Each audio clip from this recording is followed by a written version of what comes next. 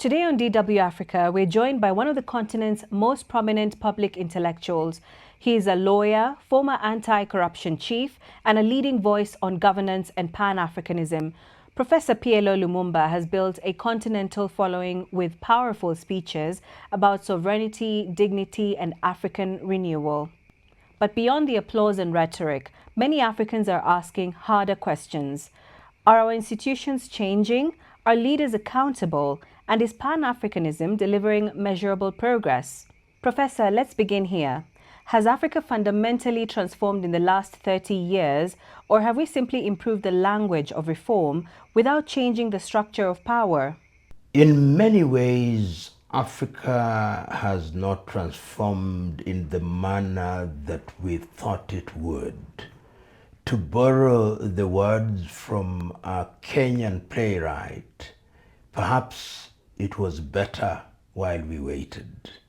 And the reason why one says so is that in terms of the GDP and GDP per capita, those who look at Africa think that Africa has changed fundamentally.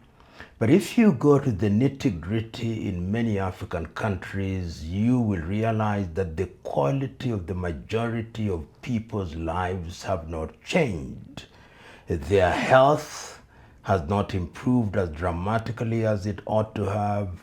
Agriculture, the produce has reduced over the years so that we have become a net importer of food. We see that the quality of water, matters as basic as water, have become poorer over the years. We are sending more children to school, but the opportunities for them to innovate has reduced.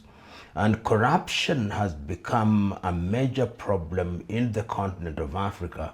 A few individuals with access to national wealth, either as politicians or civil servants, have been raiding the national kitty, and you can see that elections have become a death sentence for many African countries, so that there are conflicts of different degrees of intensity.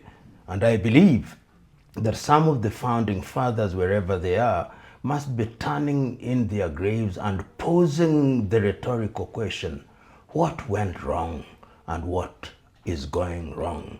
That when we thought we had the solution appears to be worse than the problem.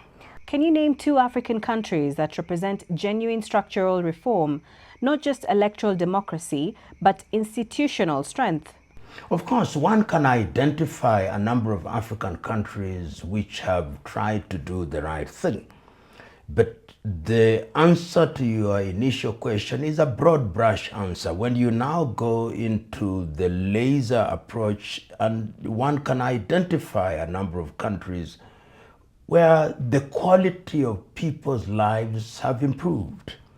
If you look at Rwanda after the genocide, one can identify discernible attempts by the administration to improve the quality of people's lives. But the question is, will it be sustained?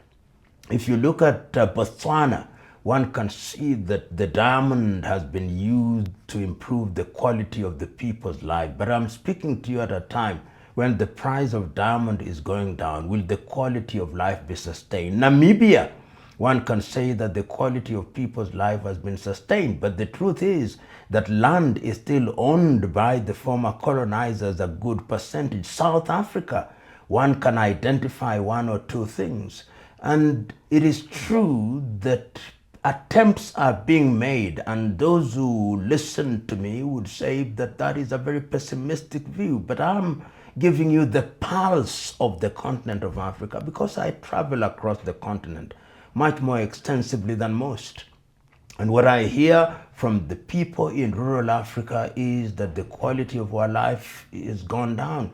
What I hear from the emergent middle class is that we are being sucked down. You'll have things that African leaders love to point out as symbols of development. They'll tell you, we have built that stadia, we've built that road, we've done this. All those things are good. We have so many universities, but when the chips are down, Tanzania's Julius Nyerere got it very right when he said, development is not about things in and of themselves. Development is about the quality of people's lives in its totality. And that is how it should be understood. Many African states hold elections regularly, yet democratic backsliding continues in several regions. Is Africa facing a leadership crisis or a systems crisis? Let me preface your question, answering your question, by repeating this statement to the best extent that I can. It's by John Henry Clark, who was himself in the forefront of the struggle against the segregation in the United States. And this is what he said, that when African countries gained independence, all of them, without exception, adopted systems of governance that they inherited from their former colonizers, and none of them, he said, will ever succeed. That was a telling statement if you now begin to assess each African country. Look at Ghana. Ghana will turn 70 since she gained her independence from the British. Sudan, which gained her independence in 1956, is now in chaos. There's almost a civil war is going on there. Egypt, which gained her independence in 1922, has had conversions. Libya is in chaos. Southern Cameroon is in chaos. The Democratic Republic of Congo is in chaos.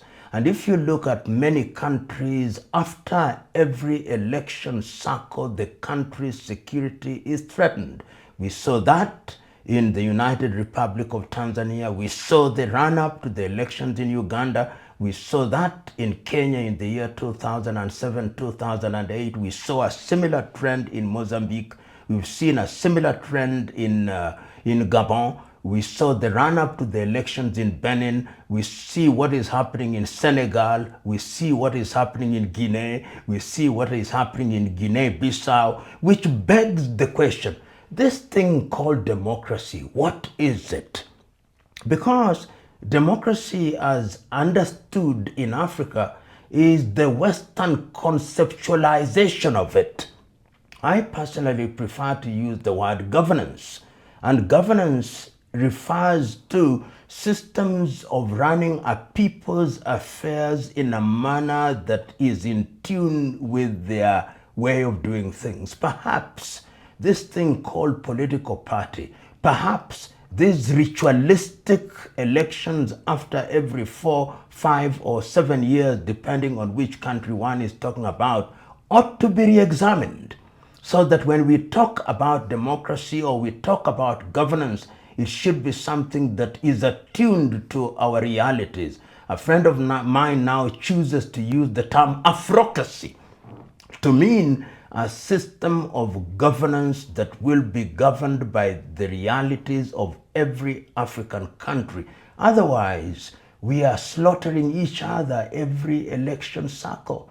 And one can say that the problem has become endemic, and as you yourself used the word systemic, and it is also beginning to give greater prominence to what a friend in Kenya has described as negative ethnicity.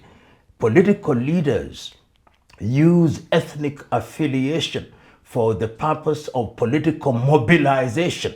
And once they do that, you are creating a powder keg which is dangerous to the security and safety of the nation. Koigi wa Wamwere, a Kenyan, has written a book called Towards Genocide in Kenya, The Curse of Negative Ethnicity. And Ali Mazrui at one time also wrote an article, if African politics is ethnic prone, can we have constitutions that are ethnic proof? All these point to one thing, that democracy a la Western world, periodic elections, political parties are turning out to be a recipe for chaos in the continent of Africa. And the time is now for Africa to search for new systems of governance which are informed by the realities of traditional governance systems. Can African countries truly claim sovereignty while dependent on external financing, military partnerships, and imported development models? You know, first of all, I want to say that whenever we talk about Africa, there is the tendency to have a broad brush treatment of Africa. But remember that this Africa is the most diverse continent on earth. Remember that this Africa was partitioned into 54 countries, and that those are the countries that now exist. Remember that this Africa was colonized by different parties, the British, the French, the Belgians, the Italians, and before the World War II, even the Germans. And that as a result, the British, of course, were there, and therefore most of the governance systems were inherited. And many of these countries have tried to retain a control over their former colonies. And it is in that context that I normally see organizations such as the Commonwealth, which is an organization that puts together the former British colonies, and in the recent past has even welcomed countries that were not her former colonies, like Rwanda and Mozambique, and I'm told even Gabon. And it is in that context that I see France-Afrique, which is an organization that puts together the former colonies of France in Africa. And it's in that context that I see organizations such as the Organization of Portuguese-Speaking Countries. And all these countries that I've talked about in Africa suffer from one thing, is that their sovereignty is compromised. When Kwame Nkrumah said, "Seek ye first the political kingdom and the rest will come," little did we know that economic freedom will take this long.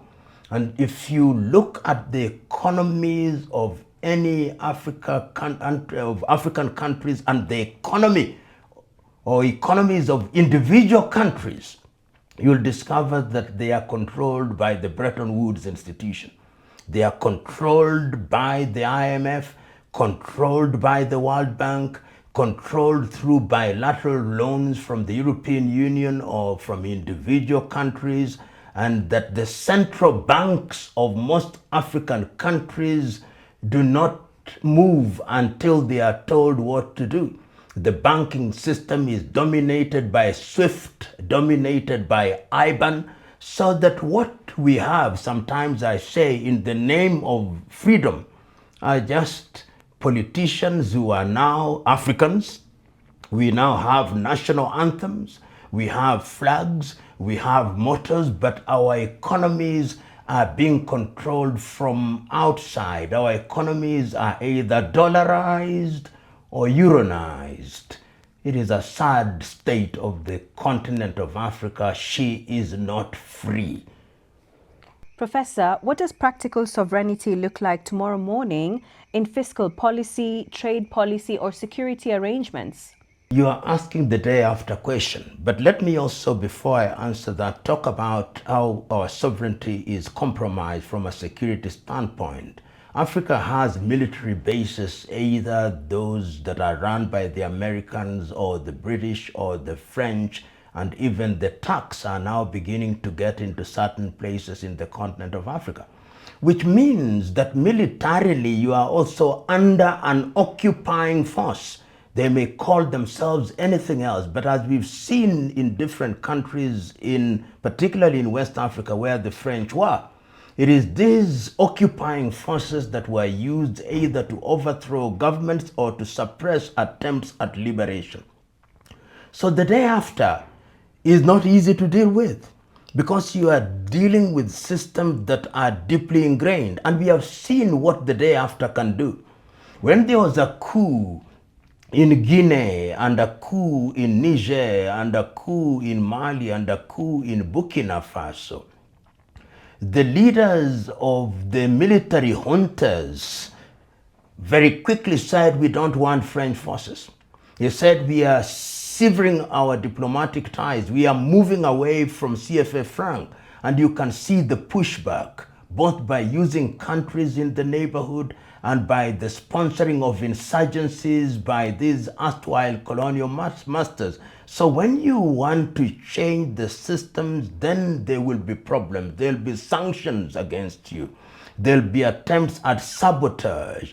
There'll be attempts at having military coups. There'll be assassination attempts. And we have seen that. And sometimes it is not done directly. We saw it as early as the 1960 with the assassination of people like Sylvanus Olympio in Togo, Patrice Emery Lumumba in Congo, Ahmed Ben Bella, Amilcar Cabral, and we saw it much more recently with some Thomas Isidore Sankara, Samora Moises Machel. One can go on, and it tells you the day after is not easy if Africa continues to operate in silos.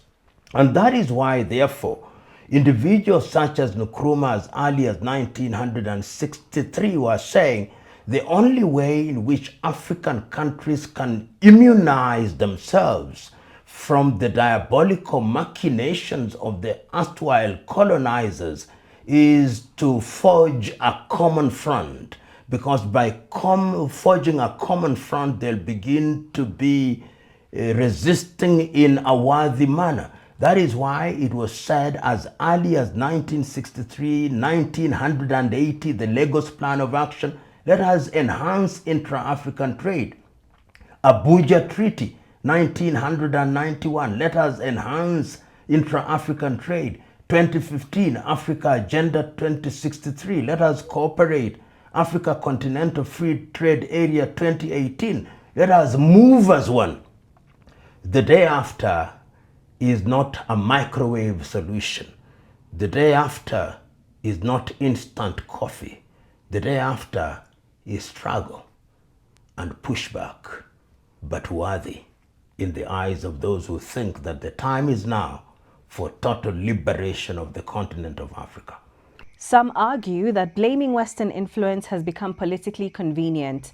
Are African elites sometimes complicit in sustaining the very systems they publicly condemn? In fact, I am one of the few who actually say that this idea that our problems we put at the feet of the colonizers is misguided. It is true that the former colonizers continue to, in a subterranean way, control affairs. But we have had our elites, thieves. We have had African leaders who have been kleptocrats. People like Mobutu Sese Seko stole money from their countries and destroyed their countries. We have had individuals such as Jean Bedel Bokassa in Central African Republic. We have had individuals such as Idi Amin of Uganda. We have had individuals such as Sani Abacha. And we have a political class in most African countries whose greatest claim to fame is that they are thieves and murderers. And for that reason, the time has come that blame must be apportioned and apportioned well. And if I was asked in many African countries, if I was to apportion blame, I would say that 60% of mess in Africa is occasioned by the so-called African leaders. And even the population is complicit. The voters themselves, when they are called upon to elect individuals into public office, they allow themselves to be bribed. They allow themselves to be mobilized on the basis of their ethnic background, and then they look for the former colonizers to blame. The former colonizers simply find a soft ground, and who are they not to exploit it? They exploit it, but if you are organized, then they will know that you are organized, and there are few African countries which are organized. Look at Mauritius. Look at what is happening in Mauritius. They are strong, they know what they do. They want, they define what they want, and therefore the world deals with them on their terms and in a manner that is mutually beneficial. I've talked about Rwanda. At one time, in the first 10 years of Robert Mugabe, he was doing the same thing.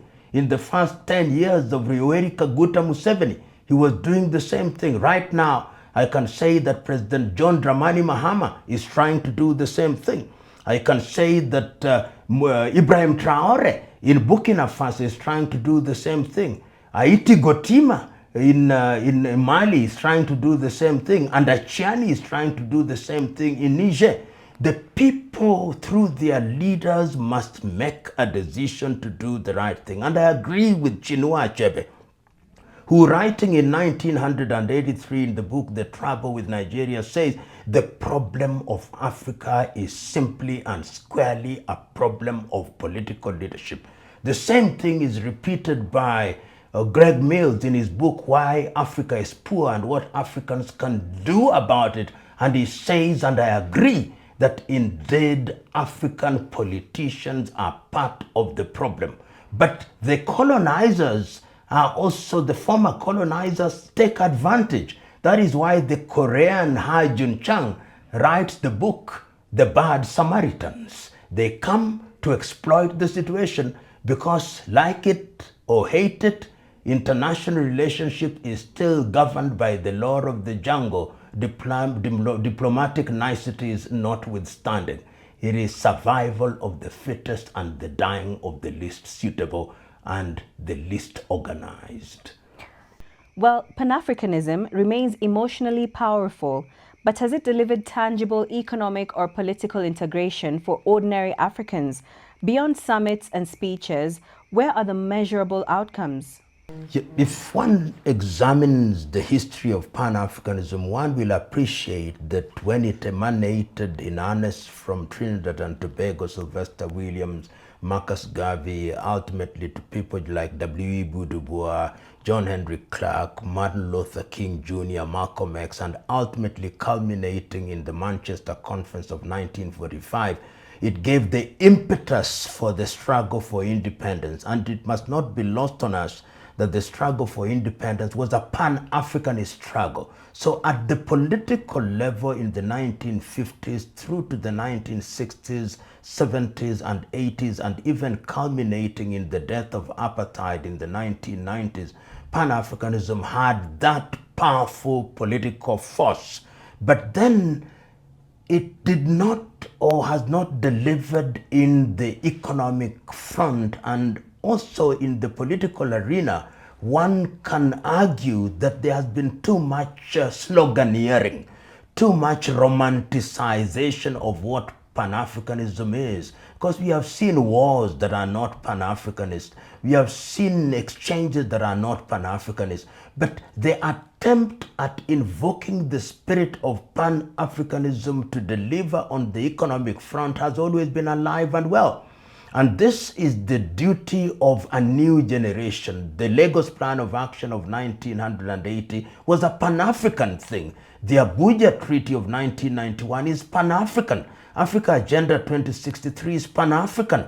The Africa Continental Free Trade Area is Pan-African. But beyond the rhetoric, beyond the pro forma speeches, as Nyerere said in 1997, it is the duty of the new generation to carry the agenda and to give fresh content to Pan-Africanism so that it makes sense to a person who is in Swakopmund in Namibia, and another one who is in Nouakchott in Mauritania, and another one who is in Nairobi, Kenya, and another one who is in Elaoun in Sahrawi. If it begins to make sense at the things that affect the people, where the road meets the rubber, in education, in agriculture, in all these things, then Pan-Africanism will be reinvigorated. And if it is reinvigorated, it will inform how we interact with technology in the fourth industrial revolution, how we interact with technology in these days of artificial intelligence. So I can't agree more that the time for having a wedding between rhetoric and reality, practical reality, is now, because we cannot continue just saying. I think it is Wole Soyinka who said it so very well in this poetic sense, that a tiger does not shout about its tigritude. You follow the path of a tiger and see the skeleton of an antelope, and you know that some tigritude has emanated. So the time is now for us to see the physical evidence of Pan-Africanism beyond sloganeering. You have strongly defended Pan-African unity and territorial sovereignty, yet you have expressed sympathy for grievances in places like Ambazonia. How do you reconcile continental unity with the support for movements that rely on colonial-era identity and fragmentation? Does supporting such movements risk reinforcing the very fragmentation Pan-Africanism seeks to overcome? Not at all. There is the attempt to say that if you support what I call internal self-determination, then you are fragmenting and hardening the boundaries. But injustice, in whatever form it manifests, must never be allowed. Remember that many of these countries, when they were coming out of colonization, look at, for example, what we now know as Cameroon. A portion of it was governed by the French, had a history with the British, had a history with the Germans. And when the government of Amadou Ahidjo took power in Cameroon, the idea was that it would be a confederation, that the people would govern themselves. And the same was true in Somalia with a former British or a British Somaliland, and indeed in the case of the Italian Somaliland, the same was also understood in a place such as Nigeria, where the Hausa in the north, and of course you had the western part and the eastern part. The same was true in the case of Ethiopia and Eritrea. And all these was to ensure that people enjoyed the quality of life within a system that allows them to express themselves. And we have seen these agitations for secession even in Biafra. But in Europe, for example, where there was agitation for secession, say, for example, in the Basque Country, when the Madrid government realized that that is not the way, and I've had the advantage of visiting Vittorio in the Basque, when they were given the opportunity to collect their taxes, to run their affairs, they are now good citizens of Spain. In Switzerland, we have the cantons, which are German, which are French, which are Italian, which are Romansh, and because everybody is treated equally, then the country thrives. Once you respect a people in the matters in which they are doing, the bonds of unity strengthen and the borders begin to soften. And that is why one of the clarion calls in which I'm passionately involved with others is eliminate the visas. Once you eliminate the visas and you allow free movement of the people and you allow people to express themselves and to administer their affairs, and you make sure that the taxes are used for the benefit of the people, then you have unity in diversity and the appetite for secession disappears without a whimper.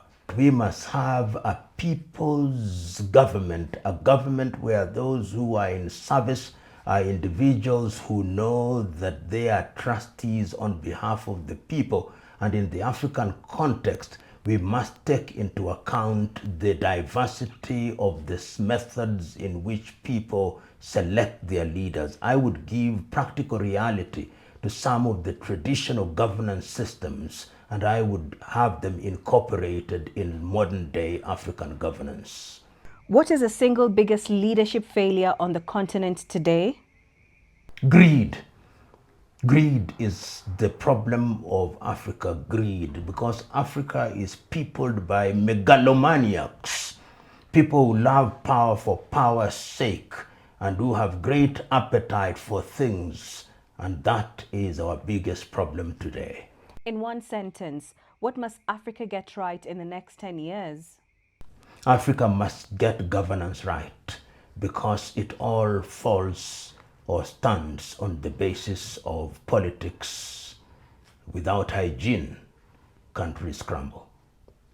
Professor Lumumba, thank you for joining us on DW Africa.